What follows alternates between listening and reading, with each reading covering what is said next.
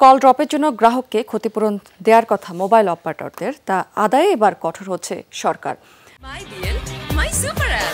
আরো অনেক কিছু এক অ্যাপে পেতে ডাউনলোড মাইডিএল অ্যাপ বাংলা লিংক।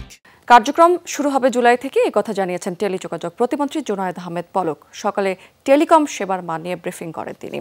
জানিয়েছেন, মোবাইল ফোন অপারেটররা কারিগরি দক্ষতা নিয়ে যেসব ধারণা দেয় তা সঠিক কিনা তা যাচাই টেকনিক্যাল অডিট করবে সরকার। তবে এতদিন সেবা দেওয়ার পরও কল ড্রপের অভিযোগ থাকা দুঃখজনক।